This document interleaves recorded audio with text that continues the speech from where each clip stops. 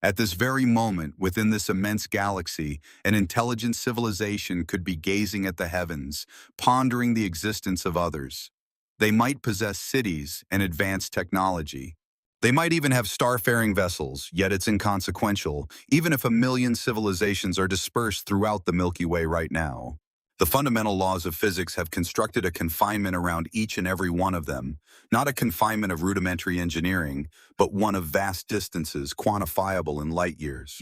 This confinement is also composed of energy, intrinsically woven into the principles of relativity and of time, which inevitably obliterates all structures and societies. The point here isn't about the existence of extraterrestrials. Instead, it concerns the reasons why the cosmos itself renders it practically unfeasible for any such civilization to ever arrive on Earth. The true obstacle isn't a lack of intelligence, it's the very nature of reality. If you wish to grasp the singular argument regarding alien existence that is rarely discussed, the argument founded not on conjecture but on pure physics, please take a moment to like this video, and then we shall commence. Observe the night sky on a cloudless evening. Locate two stars that seem to be almost adjacent, practically in contact, resembling a pair of luminous points affixed to dark velvet. Your vision suggests their proximity. Your mind readily accepts this perception, viewing an overhead dome, a surface dotted with points of light. This constitutes the initial error. Those two particular stars could actually be separated by many dozens of light years. One might be comparatively close, perhaps a red dwarf merely a few light years distant, while the other could be hundreds of light years away. This distant star might be a colossal blue giant, blazing far beyond the first. Their apparent closeness is solely due to your visual perception flattening three-dimensional depth into a two-dimensional image. The night sky isn't a physical ceiling. It's not a mere surface, rather it's an immense three-dimensional expanse, so vast that your visual apparatus is incapable of processing it precisely. Evolution equipped the human brain to gauge distances. This capability extended to judging distances across woodlands, over plains, and along rivers.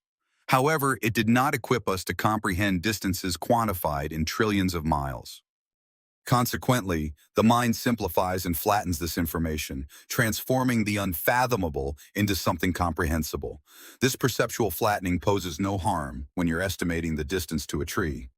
Yet it proves disastrous when attempting to estimate the distance to a star. The closest stellar system beyond our own sun is Alpha Centauri, situated roughly 4.24 light-years away. This figure seems insignificant and fits comfortably within a single sentence. However, a light-year is far from an ordinary unit. It represents the distance light traverses over the course of 1 year. Traveling at approximately 670 million miles per hour, a single light-year amounts to almost 6 trillion miles. If you multiply that by 4.24, the closest star is positioned approximately 25 trillion miles from Earth. Should you try to count to 25 trillion, enunciating one number every second without interruption, it would require almost 800,000 years to complete. Your counting would commence. You would have started long before the construction of the earliest cities, and whole civilizations would emerge and vanish before you arrived at the ultimate figure. That is the actual distance to the nearest star. This isn't a star located on the opposite side of the galaxy, nor an unusual celestial body at the boundary of the observable universe. It's simply the closest one. Human intuition utterly falters when confronted with this magnitude, since nothing in our daily routines equips us for it. The Pacific Ocean, measuring around 11,000 miles across, feels immense, however. That particular distance would fit into the space between Earth and Alpha Centauri more than 2 billion times. If you lined up 2 billion Pacific Oceans, you still wouldn't get there. Alpha Centauri is thought of as close, go a little further out, and the distances quickly become much larger. The shining star Sirius is 8.6 light-years away, and Vega is about 25 light-years distant. These are stars observable with the unaided eye, presenting as mere dots in the identical sky, despite being separated by distances that would demand tens of thousands of years to cover, even at the speed of our fastest spacecraft. The Milky Way galaxy itself extends for roughly 100,000 light-years from one side to the other. The fastest phenomenon in the universe, light, takes 100,000 years to accomplish that trip. Not a vessel, not a probe, but light. When individuals envision alien civilizations visiting Earth, they infrequently consider the true location of those civilizations. They envision close neighbors and voyages much like long trips on Earth. Hard, but possible if one is determined enough. However, stars are not positioned like cities along a coastline. They are dispersed throughout a spatial volume so immense that even adjacent stars are separated by trillions of miles of empty void. The mean distance between stars in our galactic vicinity is around 4 to 5 light-years. This means every star resides within a sphere of void that is several trillion miles in diameter, prior to encountering the subsequent one. Visualize compressing the entire Milky Way to the scale of the continental United States. At that proportion, each star is akin to a grain of sand. The closest grain might be located a few inches distant. The next promising grain, potentially harboring a habitable world, could be many yards away. Civilizations separated by thousands of light years would be divided by distances comparable to traversing whole states. The greater part of the map would be empty. This void is not poetic, it is purely geometric. The galaxy contains hundreds of billions of stars. However, it also encompasses an immeasurable quantity of space between them. The density is minimal, the distances are vast. Even if intelligent life emerges around numerous stars, the mean separation between civilizations would likely be counted in hundreds or thousands of light years. Assume with optimism that 1 in every million stars supports an intelligent civilization. The Milky Way contains approximately 400 billion stars, which would imply perhaps 400,000 civilizations distributed across the galaxy. That quantity sounds vast, but if those civilizations are spread uniformly through a disk 100,000 light-years in diameter and thousands of light-years deep, the mean distance between adjacent civilizations becomes immense. Not 4 light-years, not 10, but more likely hundreds or beyond. The geometry is the primary factor. This is where the deceptive nature of the night sky becomes hazardous. When gazing skyward, we perceive luminosity lacking depth and points devoid of volume. We mistakenly infer closeness where none truly exists. Stars seem within reach simply because they look near. However, their apparent nearness is merely an illusion, a product of our restricted human vision. All hypotheses concerning extraterrestrial visits stem from this very misperception. This starts with the notion that stars represent destinations, reachable through lengthy yet feasible voyages, akin to islands scattered across an ocean that a highly advanced vessel could traverse. The truth is far more severe. The void separating stars isn't an ocean teeming with currents and breezes. Instead, it's a vacuum so absolute that on average it holds approximately 1 atom per cubic centimeter. To put this in perspective, the air you inhale contains roughly 25 quintillion molecules within each cubic centimeter. The space between stars is unfathomably less dense than our planet's atmosphere, by trillions upon trillions of times. It's virtually empty, and this emptiness extends for light years. Spanning in all directions, moving from one star to another isn't like journeying across land. It's navigating sheer emptiness. There are no intermediate stops, no places to refuel. There are no inherent stepping stones, only distances measured in trillions of miles, and distance offers no compromise. Should an extraterrestrial civilization inhabit a star located 500 light-years distant, then even light itself would take 5 centuries to reach us from their location. A spacecraft moving at a mere fraction of light's velocity would necessitate thousands of years for the journey. Expanding this further, a civilization situated 5,000 light-years away would demand 50,000 years to reach at 10% of light speed. These figures are not theoretical. They are direct results of geometric principles. The galaxy isn't a local area. It's more like an archipelago, where every star stands as a solitary island encircled by vast expanses of vacuum. Even if a civilization is highly developed, even if it commands technology vastly superior to our own, it cannot shrink the galaxy, nor can it relocate its star nearer to ours. It's unable to alter the fundamental arrangement of the Milky Way. Distance represents the primary barrier. Prior to contemplating propulsion methods, energy sources, or engineering constraints, we are compelled to face the sheer magnitude of the scale itself. For once you genuinely grasp the immense distances at play, once you substitute the deceptive flat dome perception with the actual three-dimensional reality, the entire discussion transforms. It ceases to be a matter of mere curiosity or imaginative speculation. Instead, it evolves into an inquiry about whether any civilization, regardless of its location, can realistically bridge chasms measured not in miles, nor in millions of miles, but in trillions upon trillions of miles. And this is just the initial point. Distance alone doesn't render something unachievable. One can traverse an ocean given sufficient willingness to journey. You can orbit a planet if you possess the necessary stamina. In theory, you could even passively travel between stars, provided you are prepared to wait for tens of thousands of years. However, there's a specific reason why serious deliberations regarding interstellar travel don't center on passive drifting. They prioritize velocity. This is because the sole method to shorten a voyage from geological timeframes to a duration compatible with a civilization's existence is through speed, and speed alone. Traversing interstellar distances incurs such a severe energy cost that it converts what would otherwise be a minor inconvenience into an impassable barrier. To comprehend this, let's commence with a modest scenario. Envision a robotic probe, approximately 1,000 kilograms in mass, comparable to a compact automobile, devoid of a crew or life support. There's no artificial gravity, merely instrumentation, a power supply, a communication network, and a structural chassis. Now, pose a straightforward inquiry. What quantity of energy is required to propel that probe to 1/10 the velocity of light? This speed, equivalent to 10% of light's velocity, measures roughly 30,000 kilometers per second. At such a velocity, one could traverse the distance from Earth to the Moon in less than 13 seconds. This appears swift, and it truly is, but even when traveling at 10% of light speed, the closest stellar system, Alpha Centauri, remains over 4 decades away.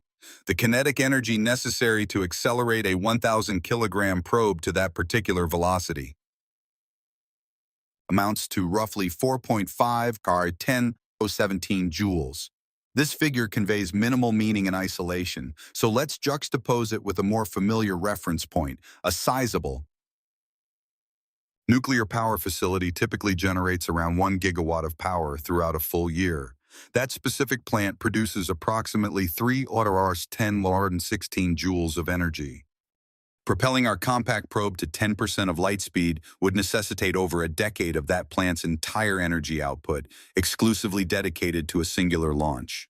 Furthermore, that calculation only covers acceleration. Should you desire the probe to decelerate upon reaching its intended destination, rather than merely hurtling past, the star within a few hours, an equivalent amount of energy must be supplied for braking. The total energy expenditure consequently doubles. Now consider augmenting the mass. Swap out the compact probe for a craft capable of transporting even a minimal crew, incorporate radiation protection, life support apparatus, structural fortification, navigation components, communication arrays, and redundant systems. The mass would then surge from 1,000 kilograms to potentially hundreds of thousands or even millions. The energy demand is directly proportional to mass. Amplify the mass by a factor of 1,000, and you simultaneously amplify the energy requirement by 1,000. This phenomenon is not indicative of technological inefficiency. It is a dictate of physics. Kinetic energy escalates with the square of an object's velocity, thus doubling the speed results in a fourfold increase in the necessary energy. As one approaches the speed of light, relativistic phenomena begin to exert their primary influence. The object's effective mass expands. Each subsequent increment of velocity necessitates a disproportionately greater amount of energy compared to the preceding one. At 90% of light speed, the energy demand is not simply 9 times greater than at 30%, it is substantially more. At 99%, it reaches an extreme magnitude, and at 100%, it becomes boundless. That particular term is not employed rhetorically. According to the tenets of special relativity, accelerating any massive object to the speed of light would demand an infinite amount of energy. An infinite energy supply is impossible to generate. Chemical rockets are instantly disqualified, as their exhaust velocities are excessively low. The rocket equation guarantees that propellant requirements escalate exponentially with the desired velocity. Attaining even a minuscule fraction of light speed through chemical propulsion would consume more propellant than is present on Earth. While fission offers a minor improvement and fusion enhances it more, neither alters the basic connection between mass, velocity, and energy. They merely offer more potent methods for settling the identical cost. Even antimatter, which is the most energy-rich fuel conceivable, fails to eliminate the expense. The annihilation of matter and antimatter transforms mass directly into energy, as per Einstein's formula. E as mc2. This represents the most efficient reaction permitted by physics, yet it remains insufficient to render interstellar journeys effortless. Propelling even a moderately sized spacecraft to a substantial fraction of light speed with antimatter would necessitate amounts vastly exceeding anything mankind has ever created. Indeed, the entire quantity of antimatter ever generated in labs totals less than a speck of dust.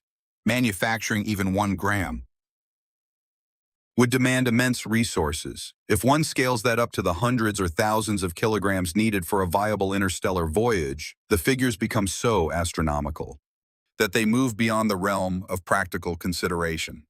Some suggest external propulsion techniques to circumvent the requirement for internal fuel. Laser-powered light sails serve as an illustration. An array of potent lasers projects energy onto a reflective sail, propelling the vessel onward without it needing to carry its own fuel. Theoretically, this eliminates the exponential cost associated with the rocket equation. However, in reality, it presents a distinct obstacle: to accelerate. Even a probe weighing mere grams to a fraction of light speed would necessitate laser arrays generating power equivalent to the total electrical production of whole countries. Furthermore, such a setup can only provide thrust. It cannot slow the craft down upon arrival at its destination unless another laser array of comparable size has already been built at that location. This, of course, presupposes that someone has already completed the trip. Every propulsion concept, upon careful scrutiny, leads to the identical conclusion: interstellar journeys require energy outlays that are not simply vast, but are on a civilization-wide scale. Moreover, energy isn't solely about its presence, it's about its distribution. Even a very advanced civilization, one able to utilize the complete energy output of its star, what physicists term a Type II civilization on the Kardashev scale, has to determine how to allocate that immense power, fueling urban centers, supporting ecological systems, operating computing networks, and upholding infrastructure. Redirecting a substantial portion of a star's energy to propel a single spacecraft for decades is far from insignificant. Even at that magnitude, it signifies a dedication, akin to reallocating planetary resources towards a solitary endeavor without any assurance of success. And this applies to just one mission: to explore methodically. Visiting scores or hundreds of stellar systems would repeatedly amplify that energy requirement. Crucially, increased energy does not modify the fundamental speed limit. It fails to eliminate relativistic limitations, nor does it shrink the galaxy. Instead, it merely enables one to settle the identical, non-negotiable cost with greater ease. The principles governing movement do not yield for intellect. An extraterrestrial civilization, millions of years our senior, still confronts identical equations. They are capable of enhancing efficiency and minimizing waste, but they cannot diminish the baseline energy needed to propel a specific mass at a particular velocity. That minimum value is immutable. Its value is dictated by the spacecraft's mass and the velocity of light. No engineering advancement modifies this correlation, nor does any innovation reduce it beneath the physical threshold. This represents the second barrier. Distance dictates the extent of their required journey.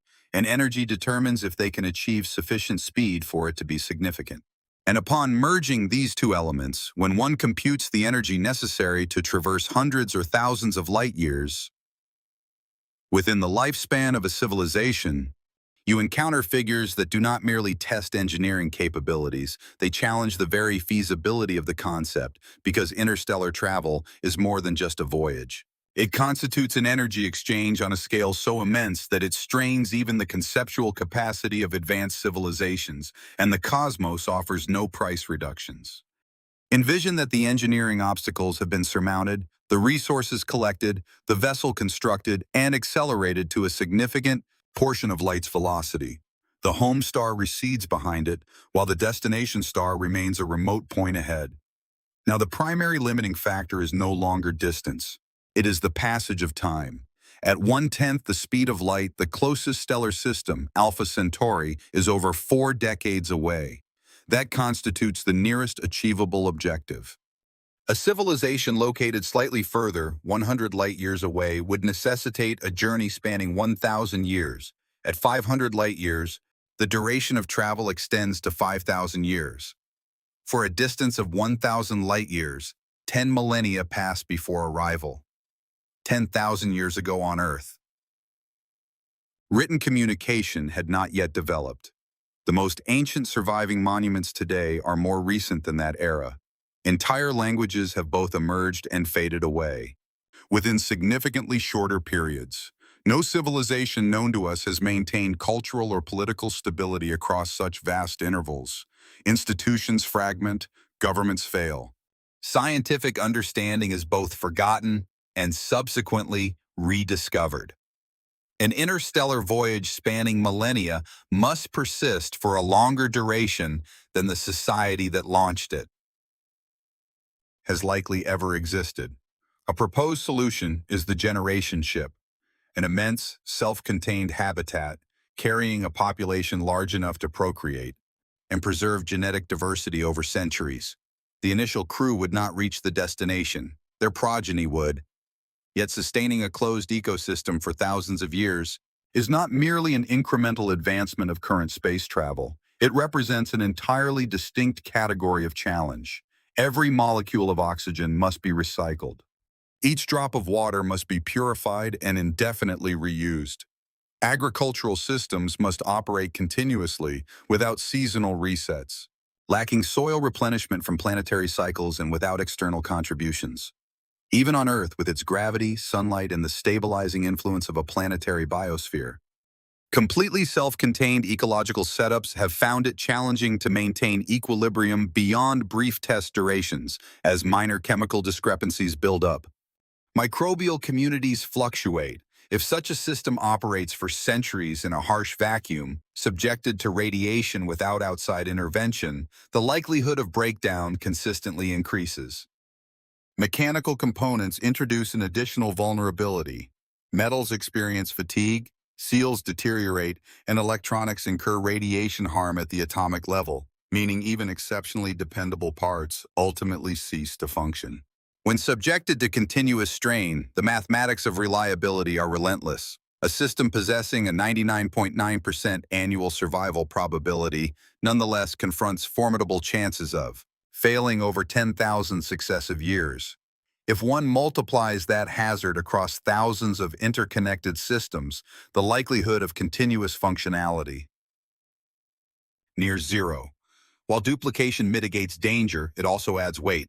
Greater mass necessitates more propulsion, and higher propulsion requirements lead to increased system intricacy. Intricacy creates fresh points of vulnerability. The difficulties intensify instead of negating each other. Beyond biological and mechanical aspects, sociology comes into play. A community restricted to a spacecraft for many generations would develop in seclusion. Cultural divergence would be inevitable, and the objective of the mission would transform as recollections of the home planet recede into the annals of time. Offspring born on the vessel would not perceive the initial journey as a personal sacrifice. For them, the spacecraft would represent their normal existence. The target star would not signify a return home. Rather, it would be an abstract instruction passed down from individuals who perished long ago.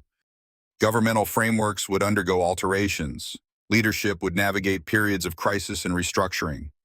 Disputes would emerge concerning resources, beliefs, and power.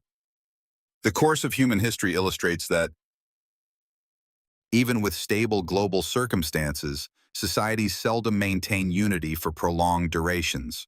A generation ship intensifies these strains. There are no outside commercial partners, no influx of new residents, no territorial growth. Population figures must be meticulously managed. A food shortage resulting from an agricultural failure is not confined to one area. It affects the entire vessel. Over hundreds of years, the mental burden of mere confinement grows substantial. Furthermore, the passage of time diminishes ties to the originating culture. A journey spanning 1,000 light-years at 1/10 the speed of light demands 10,000 years for completion. Throughout that period, the civilization that initiated the mission keeps evolving. Technologies progress, cultural norms transform, and whole species might modify their biology via natural selection or genetic manipulation. The society responsible for dispatching the mission could disintegrate, assimilate into a novel entity, or vanish completely. By the moment the voyagers reach their destination, they embody a form of their civilization that has ceased to exist. Communication fails to close this divide. Signals propagate at the speed of light, meaning a message transmitted over 1,000 light-years requires 1,000 years to reach its recipient. A response necessitates an additional millennium. Each back-and-forth interaction covers 2,000 years. At such a magnitude, meaningful conversation is practically unfeasible. Engineering advancements, governmental mandates, even basic comforting words would arrive centuries past their utility. The spacecraft gains independence from the instant communication delays surpass any practical significance. Relativistic time dilation offers partial relief to voyagers. At speeds nearing light, time progresses more slowly aboard their craft. Relative to stationary observers, a crew traveling at 90% of light speed experiences time at less than half the rate of those remaining at rest. However, significant time dilation necessitates extreme velocities, and such extreme speeds demand immense energy, especially as one approaches light speed. The energy curve becomes steeper. Time dilation reduces the subjective duration of travel while dramatically increasing the energy barrier, yet it does not eliminate the millennia experienced by the originating civilization. An additional complication arises from technological advancements themselves, particularly if propulsion improves over time. Any mission launched today risks being surpassed by a swifter mission initiated centuries later. Rational planning suggests waiting for superior technology. But indefinite postponement means no mission ever departs. This creates a paradox: launch now and risk obsolescence, or delay and postpone indefinitely. Even self-replicating probes, machines designed to reproduce using local materials in other star systems, remain constrained by temporal limits. A wave of such probes, spreading at 10% of light speed, would require approximately 1 million years to traverse the galaxy. This duration of 1 million years exceeds the lifespan of nearly every complex species known. Civilizations rise and fall in much shorter intervals, meaning the probes might complete their mission long after their creators have become extinct. Throughout this entire process, entropy continues. The second law of thermodynamics ensures that order degrades into disorder. Over time, no structure maintains perfect stability indefinitely. Biological systems accumulate mutations, and mechanical systems accumulate wear. Information storage degrades unless it is constantly refreshed. Interstellar travel is not merely a question of reaching a destination. It is a commitment to preserving order against entropy for durations that vastly overshadow recorded history. Distance sets the scale, energy sets the cost, and time determines whether the effort can remain coherent for a sufficient period to matter. A civilization capable of venturing into stellar space must not only master propulsion, but also sustain its purpose across centuries, maintain mechanical integrity across millennia, and survive cultural transformation without losing the initial reason for embarking on the journey. The longer the trip, the more fragile that continuity becomes. Time does not obstruct interstellar travel in a dramatic fashion. It neither causes ships to explode nor engines to fail. It simply prolongs the journey until civilizations, their machines, and their intentions unravel under its immense pressure, even if a civilization overcomes distance and pays the energy cost and commits to enduring the passage of time. One problem persists before the journey even commences. They must ascertain their destination from an interstellar distance.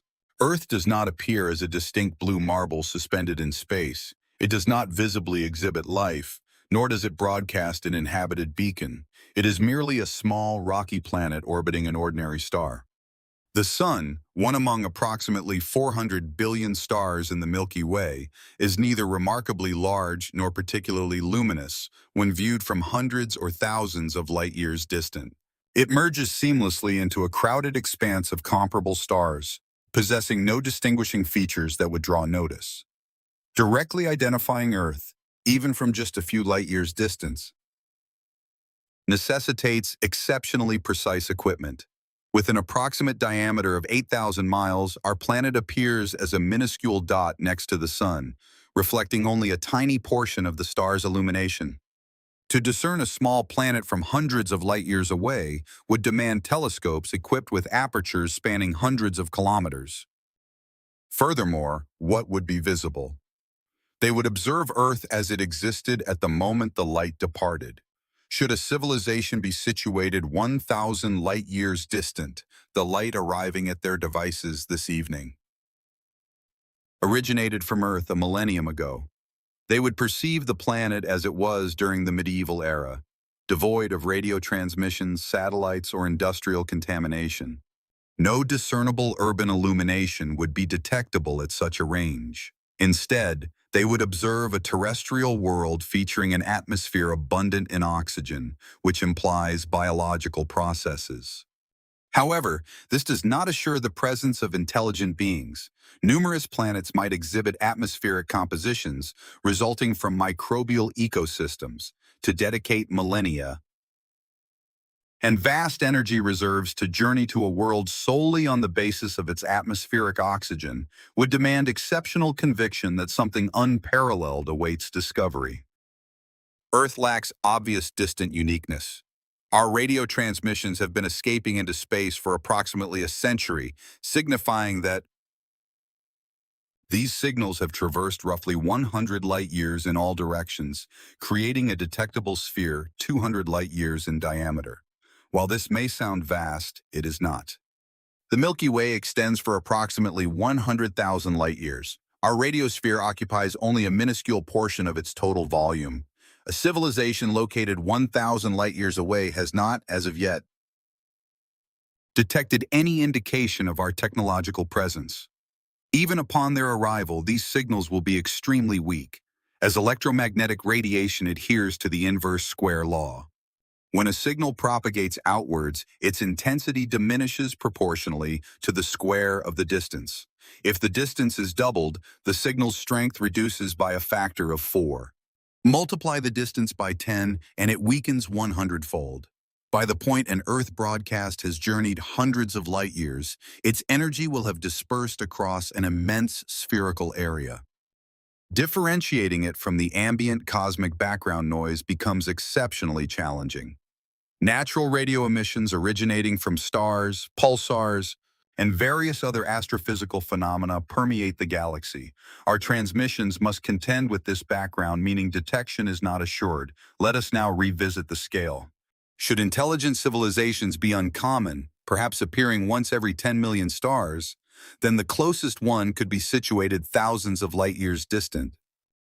Their equipment would be required to discern a subtle oxygen signature from Earth's atmosphere across that vast expanse, prior to our radio transmissions ever reaching them. Even if intelligent civilizations are more prevalent, separated by merely a few hundred light-years, the challenge of detection persists. A few hundred light-years still represents a considerable distance. From that vantage point, Earth looks like a faint dot beside a typical star. For them, the galaxy holds millions of possibly life-sustaining worlds. Numerous such planets might display intriguing atmospheric indicators. So why select our world? As previously noted, journeys between stars, Ishi, represent endeavors spanning millennia with immense energy demands. No society would undertake such an expedition lightly. The destination must warrant the outlay. However, Earth doesn't overtly signal its presence. Even sophisticated observational methods like the transit technique, which spots a star's minor obscuration, when a celestial body crosses its path, rely on precise geometric positioning. Only viewers situated within Earth's orbital plane would witness our world passing before the Sun. From the majority of galactic locations, such an alignment won't happen if their viewing angle doesn't cross our planet's orbital path. Our world would never obscure the Sun from their perspective. Thus, the planet stays concealed. One could contend that a highly developed society might meticulously chart every stellar system. Conceivably, they could deploy extensive telescope networks or interferometers able to discern far-off planetary terrains. Even so, clarity diminishes with range. To distinguish details on Earth from a distance of 1,000 light-years would necessitate an instrument opening thousands of kilometers wide. Building such a device constitutes an engineering feat on a megastructure scale. And what would be their reward? A dim picture of a minor planet circling an average star. No clear indicator unequivocally signals an advanced civilization over such vast spans. Atmospheric industrial contaminants are mere trace elements next to oxygen and nitrogen. The nighttime glow from urban areas is exceedingly dim compared to reflected starlight. From an interstellar distance, Earth doesn't radiate with signs of intellect. Let's now flip the viewpoint. In recent decades, we found thousands of exoplanets, with many situated in their stars' life-sustaining regions. A few exhibit atmospheric indicators aligning with water vapor or potential biosignatures. Yet, we don't dispatch starships in their direction. Even if we verify microscopic life on a world 50 light-years distant, the expense of physically journeying there stays excessive. A society assessing Earth would confront an identical computation. The separation is immense, the power required is colossal, the duration spans centuries or millennia, and the objective is ambiguous. Undertaking an expedition, given those circumstances, demands a powerful motive. Mere inquisitiveness might not warrant an investment spanning multiple millennia. Furthermore, stellar movement presents an issue. Stars aren't static. They revolve around the galactic core at hundreds of kilometers per second, causing their locations to change over millennia. A stellar system aimed at today won't be found at the identical coordinates centuries hence. Precise, extended trajectory planning needs to factor in star movement, gravitational disturbances, and accumulated navigation inaccuracies. A minor error in calculation upon departure could lead to missing the intended system. After journeys spanning millennia and billions of miles, navigating through interstellar space necessitates exceptional accuracy. Interstellar space lacks navigational markers. No gravitational anchors exist beyond remote stars. Adjusting course demands more energy, which in turn necessitates more fuel. Furthermore, as a spacecraft nears relativistic velocities, even minute particles grow increasingly destructive. A solitary dust grain, when striking at a fraction of light's velocity, is capable of unleashing explosive amounts of kinetic energy. Shielding contributes mass, and increased mass elevates energy consumption. All these endeavors would be aimed at a world that might or might not harbor intelligent life upon the vessel's arrival. Since life evolves, a civilization observed from 1,000 light-years away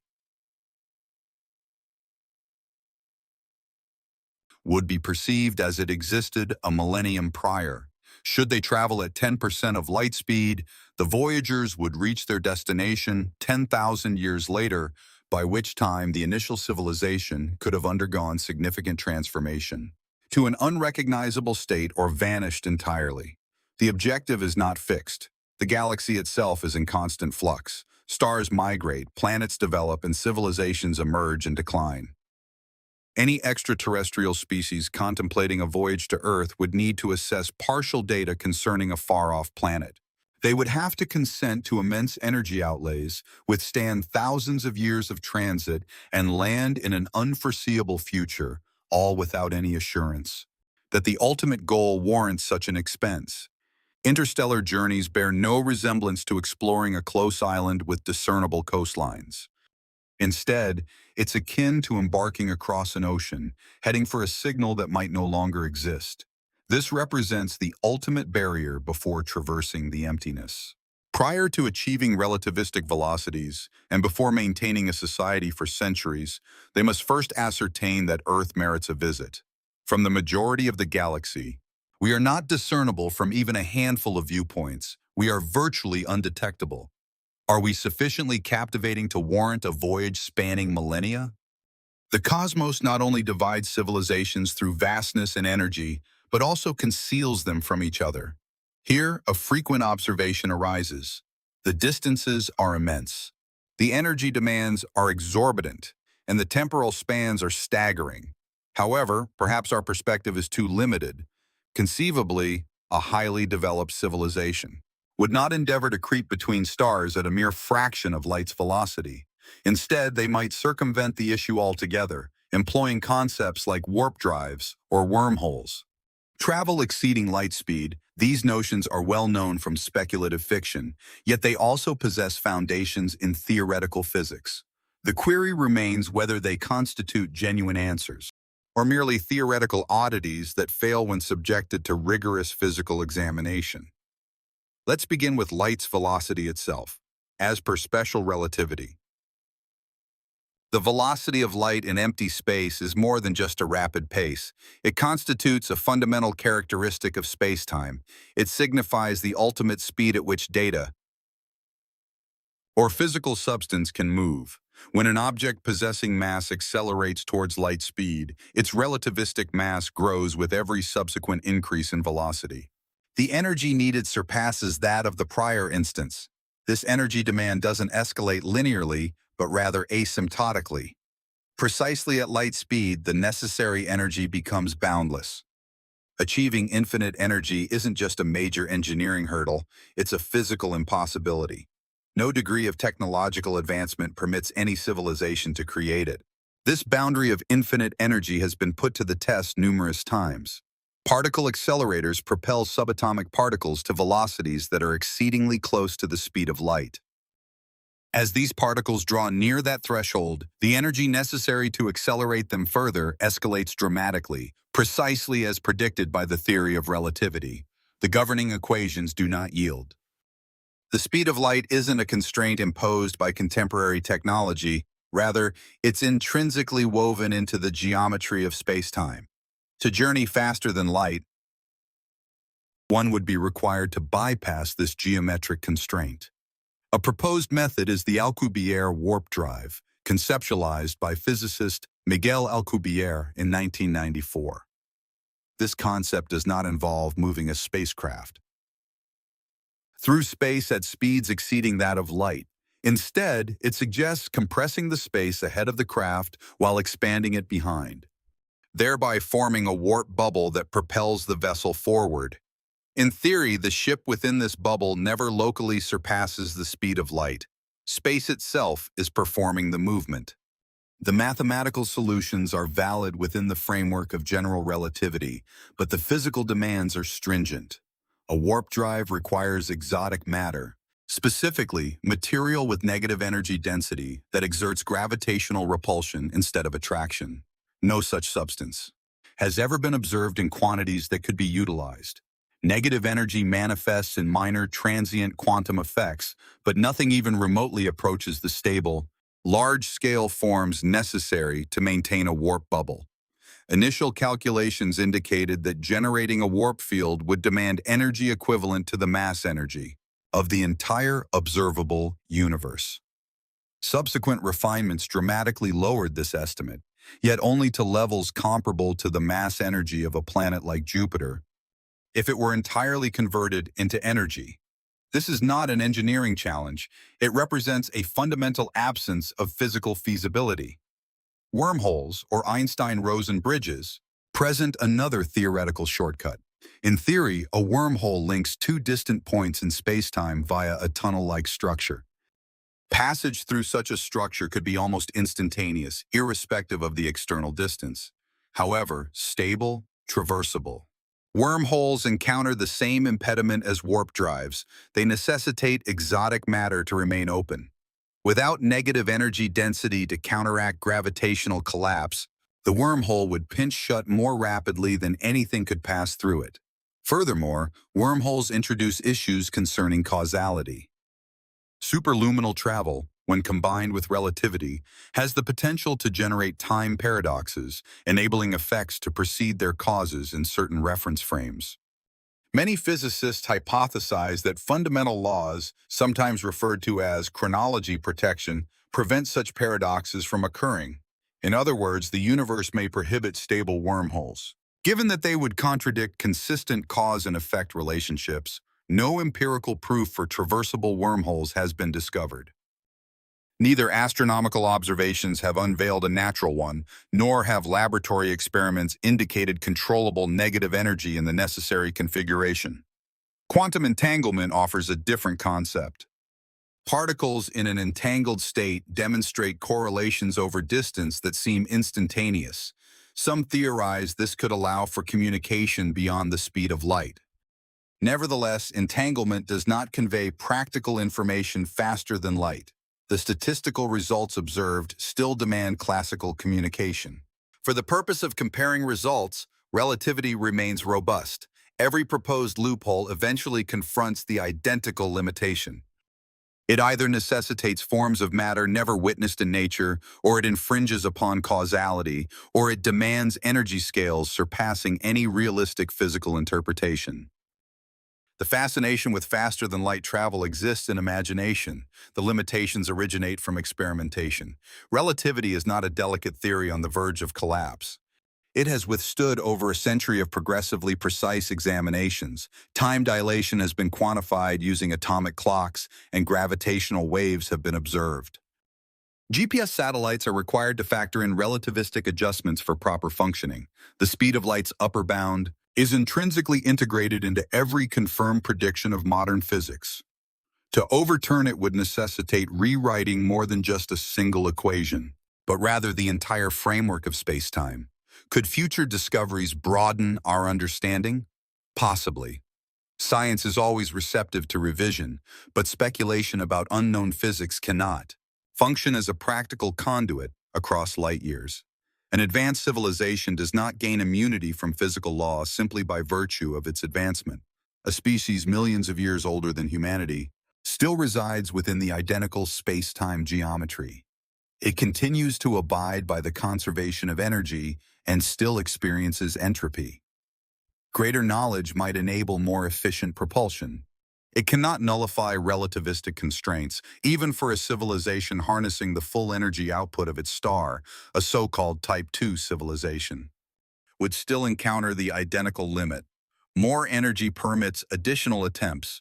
It does not enable infinite acceleration. A Type 3 civilization, utilizing the energy of an entire galaxy, would still be restricted by the same light speed ceiling. Power does not modify geometry. If faster-than-light travel were physically feasible, in a stable, manageable form, the universe itself would appear different. We would anticipate seeing evidence of rapid galactic colonization, including signals, structures, or anomalies that are inconsistent with slow expansion. Instead, the cosmos appears tranquil, the absence of obvious galaxy-spanning activity implies either that civilizations are uncommon or that faster-than-light travel is unavailable to them. Physics does not guarantee convenience. It guarantees consistency. The coherence of relativity, validated across scales from laboratory experiments to astrophysical observations, indicates interstellar journeys are confined to sublight speeds. Any sublight travel reintroduces all previously mentioned obstacles, making distances immense. Energy requirements become immense and time takes precedence. Without shortcuts exceeding light speed, the galaxy's vastness remains unchanged. Every star stays separated by light years of empty space, and every civilization is limited by the identical universal structure. The aspiration of easy interstellar journeys hinges on altering the fundamental principles governing space and time. Yet these laws have displayed no indication of bending. The velocity of light isn't a technological hurdle. awaiting a breakthrough.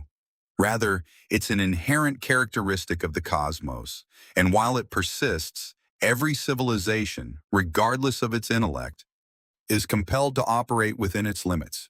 If distances extend beyond what's intuitive, if energy needs surpass what's feasible, and if time degrades each mission well before its destination is reached, a more significant inference starts to emerge. The inquiry changes from, are they present, to, even if they exist, is it truly possible for any two civilizations to ever genuinely encounter each other? Our galaxy, the Milky Way, is approximately 13 billion years old. Throughout this immense period, stars have undergone cycles of birth, life, and death. Planets have cooled, and intricate chemical processes have developed. On at least one planet, Earth, intelligence arose. There's no clear justification to assume Earth is the sole location where this phenomenon took place. Considering the vast quantity of stars and the widespread existence of planets, it's conceivable that life has originated on numerous occasions, and it's equally plausible that intelligence has appeared multiple times. Whole civilizations might have thrived millions of years prior to humanity's development. Others could emerge long after our disappearance. However, the galaxy isn't merely expansive in its spatial dimension. It is also immense across time. Civilizations are not eternal. Human technological society has only been present for a few hundred years, and even if it persists for several millennia longer, that duration is minuscule when set against the entirety of galactic history. A civilization might thrive for 10 millennia, an exceptional accomplishment, and subsequently diminish, break apart, or evolve into an unrecognizable form. Now, imagine two civilizations separated by 1,000 light years. Even if both attain the capacity for interstellar travel, their periods of viability need to coincide. They must be contemporaneous, and both must possess the inclination and the means to initiate communication. Our galaxy encompasses hundreds of billions of stars, distributed over a span of 100,000 light years. If civilizations are uncommon, with thousands of light years between them, the likelihood of two such societies emerging concurrently and endeavoring to connect with each other diminishes. If civilizations are prevalent, separated by merely hundreds of light years, the time lag for communication still extends for centuries and travel durations span millennia. Civilizations might emerge and vanish without ever becoming aware of their neighbor's existence. This concept reinterprets the cosmic silence. The lack of extraterrestrial visitors doesn't necessarily imply that intelligent life is scarce. It could simply indicate that the universe's inherent structure mandates isolation. Every star system resembles an island within an immense cosmic ocean. On Earth, islands divided by oceans can ultimately establish connections via ships and airplanes. While Earth's oceans are finite and can be traversed within a human lifespan, the interstellar ocean stands apart, its vastness measured in light years. This undertaking necessitates energy on a planetary scale and dictates travel durations that exceed the lifespan of civilizations, even if a society develops self-replicating probes. These machines, which create copies of themselves and propagate outwards, form an expansion front that advances slowly compared to galactic dimensions, even at 10% of light speed. To traverse the Milky Way requires approximately 1 million years, a time frame extensive enough for continents to shift and climates to change, and for species to evolve or vanish. The civilization that launched the initial probe would not recognize the galaxy by the time the final probe reached the opposite edge. Time effectively decouples cause and effect. Across interstellar space, the question of motivation also arises. Exploration demands a clear purpose, meaning a civilization must decide that the energy cost, time, and risk is justified. This calculation depends on its values, priorities, and internal stability. Not every society pursues maximal expansion. Some may focus internally, others might transition into digital or virtual forms, thereby reducing the incentive to colonize physical worlds, and some may conclude that the risks outweigh the benefits. Interstellar expansion is not an automatic outcome of intelligence. It is a deliberate choice, and that choice must persist across centuries of political and cultural change. The laws of thermodynamics introduce an additional constraint. Entropy ensures that maintaining order requires continuous energy input, compelling civilizations to invest resources simply to preserve themselves. Infrastructure, climate control, and ecological balance all demand energy, making the diversion of enormous power toward interstellar ventures. Competes with domestic stability. Over time, internal pressures may come to outweigh distant ambitions. The more advanced a civilization becomes, the more complex its systems become. This complexity increases vulnerability. A single cascading failure, ecological, technological, or social, can destabilize the entire structure. If the lifespan of advanced technological societies is limited by self-inflicted risks or natural hazards, their interstellar window may be brief. Combine short civilizational lifespans with vast spatial separation, and the galaxy becomes a collection of isolated episodes rather than a connected network. There is a tendency to imagine a mature galaxy filled with star-spanning empires, continuous communication, and coordinated expansion. However, that image assumes that physics allows rapid, sustainable movement between stars. If it does not, the default state is fragmentation, where each civilization illuminates its own system for a time, then fades. The light from that civilization, in the form of radio signals or atmospheric changes, spreads outward at the speed of light. But by the time it reaches distant stars,